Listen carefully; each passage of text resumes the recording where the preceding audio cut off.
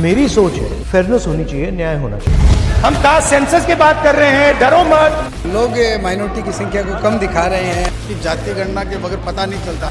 सुन लीजिए, नरेंद्र मोदी जाति जनगणना नहीं कर सकते। So the choice in my view is not between caste census and no caste census. The choice is between transparency and extreme levels of violence and social disorder.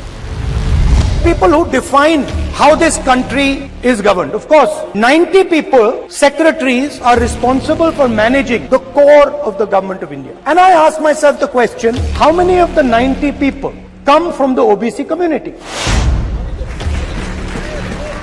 And I was shocked and shattered by the answer.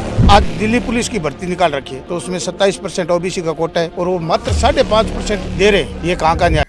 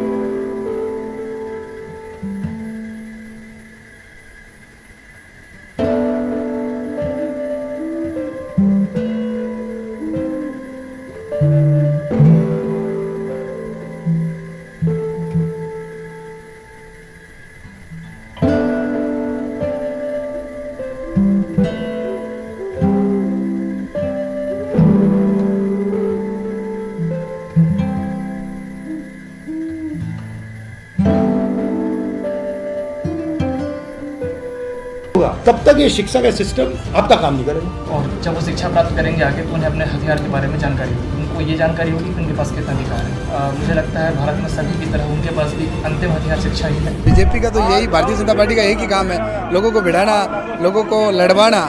और जातीय अगर हो जाएंगे तो शायद लोगों को बराबर प्रतिनिधित्व मिल पाएगा, सरकार में उनकी भागीदारी हो पाएगी। ओबीसी वर्ग है वो बहुत ही पिछड़ा हुआ है और उसके जो हक है वो आज तक ओबीसी वर्ग को नहीं मिल पाए। तकरीबन 60-65% ओबीसी वर्ग रहता है लेकिन ओबीसी को जो चाहिए वो आज तक नहीं मिला। भारत माता का सबसे बड़ा भाग दलित, आदिवासी और पिछड़ा है। नरेंद्र मोदी ने 14 लाख करोड़ रुपया हिंदुस्तान के सबसे बड़े अरबपतियों का कर्जा माफ किया है। उसमें एक आदिवासी नहीं, एक दलित नहीं, एक पिछड़ा नहीं, मतलब हिंदुस्तान की 80% आबादी में से कोई नहीं। सुन लीजिए, नरेंद्र मोदी जाति जनगणना नहीं कर सकते।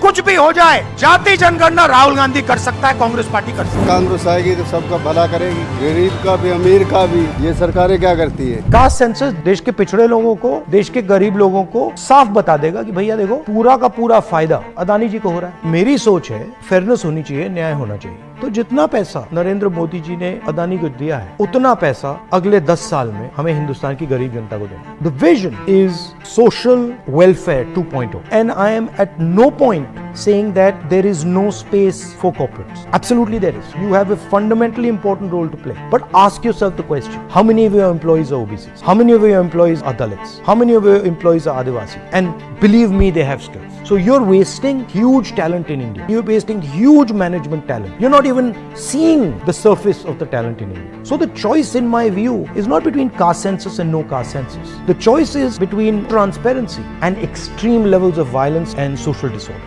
And what I as a patriotic Indian am trying to do is trying to make sure that we don't enter into a space of massive social disorder and that we resolve this conflict and we create a new situation which is a win-win for all